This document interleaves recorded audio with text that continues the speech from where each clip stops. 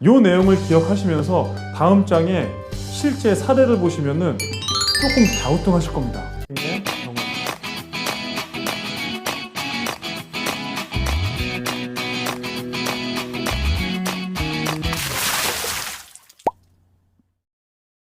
안녕하세요. 반갑습니다. 보험의 방주TV의 방주일입니다. 예전부터 저희가 연금보험을 가입한다고 하면 당연히 금리는 복리로 적용되는 상품을 주로 찾았어요. 그렇죠? 금리형 상품은 복리가 당연시 되지 않습니까? 은행의 예적금은 단리로 적용된다 하더라도 보험 상품의 저축성 보험, 연금 같은 경우에는 복리가 적용돼서 돈을 굴려주는 효과를 기대했었는데, 오늘은 어쩌면 우리가 그간 당연시 여기던 그 내용을 거슬러 역행하는 그런 내용이 아닐까 싶습니다. 무슨 내용이냐면요, 복리연금보다 단리연금의 선택이 합리적인 이유에 대해서 제가 말씀을 드리려고 합니다. 연금보험을 알아보시는 분들이 굉장히 많으신데, 그분들이 준비하려고 하는 최종 목적지는 뭘까요? 최종 목적지, 높은 연금액을 받는 거죠. 언제까지? 종신토록. 그 목적에 합당한 상품을 찾기 위해서 다양한 상품들을 비교를 하는데, 오늘 제가 소개해드릴 이 내용은 저희가 그간 알고 있던 복리연금보다 단리연금, 정말 생뚱맞은 단리연금이 더 유리할 수 있다는 주장입니다. 자, 복리연금과 단리연금을 직접 비교를 하려면 개념을 아셔야 되겠죠, 개념? 단리와 복리의 차이도 아셔야 되고, 그에 따라서 실질적인 비교 예시도 한번 들어보도록 하겠습니다. 그리고 단리연금을 준비할 때 주의사항까지도 말씀을 드리고 마치려고 합니다. 본론 시작하기 전에 구독과 좋아요 먼저 한번 눌러주십시오. 영상을 제작하는데 큰 힘이 됩니다. 시작할게요. 이 그림만 보셔도요, 눈치 빠르신 분들은 아실 거예요. 첫 번째 단리의 개념은 이런 거예요. 어미 닭이 알을 낳았어요. 그 어미 닭이 낳은 알만 계보로 인정하는 게 단리의 셈법입니다. 그러면 복리 셈법은 뭘까요? 어미 닭이 알을 낳았어요. 근데 이 알이 조금 지나니까 부화를 해서 병아리가 됐습니다. 이 병아리가 조금 지나니까 컸어요. 다시 닭이 됐어요. 이 병아리가 커서 닭이 된 게 또 알을 낳았다. 이 녀석이 또 커서 알을 낳았다. 이 모든 계보를 다 가족으로 인정하는 겁니다. 원금에만 이자가 붙느냐, 원금에 붙은 이자가 다시 원금이 돼서 또 이자가 붙느냐, 이게 또 다시 원금이 돼서 이자가 붙는 개념. 그렇기 때문에 바보가 아니면은 단리보다 복리가 훨씬 더 유리하다는 것을 누구나 다 알 수 있습니다. 그렇지 않아요? 그래서 과거 연금에는 다 복리로 판매가, 다 복리. 이 내용을 기억하시면서 다음 장에 실제 사례를 보시면은 조금 갸우뚱하실 겁니다. 자, 이 표를 한번 보시자고요. 첫 번째 이 그림은요, 복리연금의 대표적인 상품이에요. 지금 현재 시중에서 판매되는 복리연금 상품 중에서 금리가 가장 높은 연금을 제가 홈페이지에 들어가서 확인한 다음에 화면 캡처를 그냥 바로 떠온 겁니다. 이 두 번째 이 제안서는 제가 방송을 통해서 주로 추천드리는 단리 5% 최저 보증을 하는 그 상품입니다. 가입 조건은 두 분 다 똑같습니다.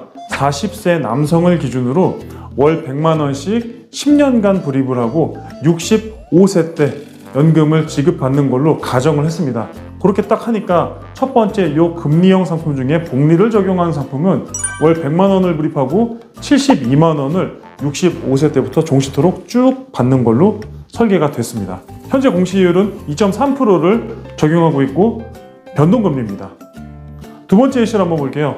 단리 5%를 최저 보증하는 상품은 똑같은 조건, 40대 남성이 100만 원씩 10년간 불입하고 65세 때부터 연금을 탁 개시하면 95만 6,700원을 종신토록 지급받습니다.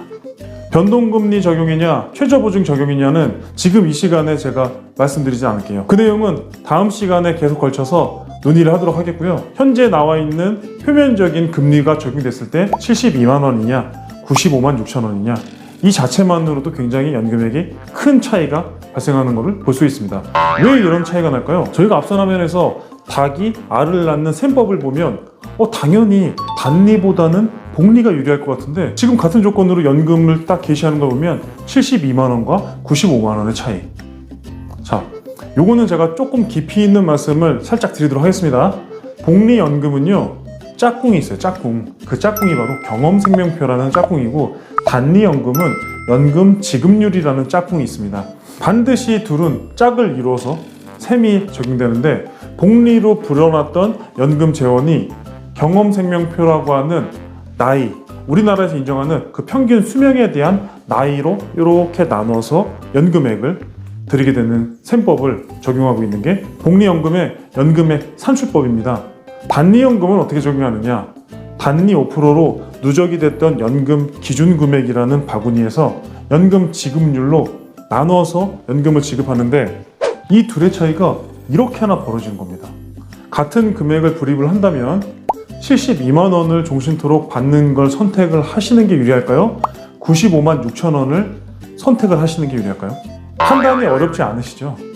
셈법으로만 따지면 복리가 단리보다 월등히 앞선다는 거는 누구나 다 아는 사실인데, 이렇게 연금액이 차이가 나는 이유는 금리 때문입니다. 금리. 시중금리가 점점 낮아지는 상황에서 아무리 복리로 굴린다 하더라도 금리 자체가 2.3%를 적용한다면 파이가 커지지가 않아요. 반면에 최근에 판매되는 이 단리연금형 상품은 5%, 단리 5%를 최저로 보증합니다. 어미 닭이 낳은 알만 인정하는 그 셈법, 단리 셈법으로 적용한다 하더라도 5% 단리가 적용되기 때문에 연금으로 지급되는 기준금액 자체의 크기부터가 달라집니다. 금리의 차이 때문에. 그러면 단리 5% 상품을 무조건 선택하는 게 유리할까요?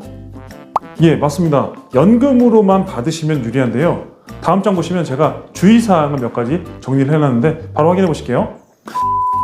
자, 저희가 깊이 생각을 해보자고요. 단리 5%라고 하는 고금리를 보험사에서 연금 재원으로 쌓는데 적용을 해드린다면 그냥 막연히 적용을 해드릴까요? 그렇지 않겠죠.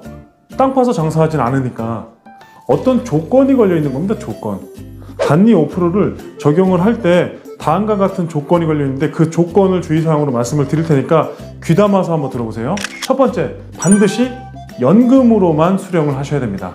연금보험 가입했으니까 당연히 연금으로만 받아야 되는 거 아니야? 라고 생각하실 수도 있는데요. 사람이 늘 계획대로 이루어지진 않잖아요. 이 상품 같은 경우에는 중도 인출을 하거나 해지를 했을 경우에는 페널티가 적용됩니다. 단리 5% 연금에 페널티가 뭐겠어요? 단리 5% 적용을 안 해드리는 거죠. 오로지 연금으로만 받으셨을 때 단리 5%가 적용되기 때문에 중도 인출이나 해지 시에는 페널티가 적용된다는 것을 꼭 기억하셔야 됩니다. 자, 두 번째, 종신연금형으로만 지급을 받으셔야 돼요. 연금의 수령 방법은 종신토록 매월 따박따박 주는 종신연금형도 있고요. 또는 확정형, 나는 10년 동안 또는 20년 동안 확정적으로 연금을 받겠다, 이렇게 확정형도 있고요. 부부형도 있습니다. 부부형. 남편이 연금을 받으시다가 사망하시면은 배우자에게 지급해드리는 이런 부부형. 그리고 상속형. 살아있을 때는 내가 이자 비용으로만 연금을 받다가 사망하면 연금에 대한 원금을 내 자녀나 유족에게 상속을 하겠다라고 하는 상속형도 있는데, 이 상품은 종신연금형으로만 받으셔야 됩니다. 다른 연금의 형태는 수령이 불가능하시거든요. 이 두 가지 조건을 주의사항으로 반드시 기억을 하셔야 됩니다. 자, 세 번째, 요 예외사항이 하나가 있습니다. 사망을 했을 때에는 예외예요. 어떤 게 예외냐? 연금으로 지급받지 않았음에도 불구하고 사망을 하시면 단리 5%를 그대로 적용을 해드립니다.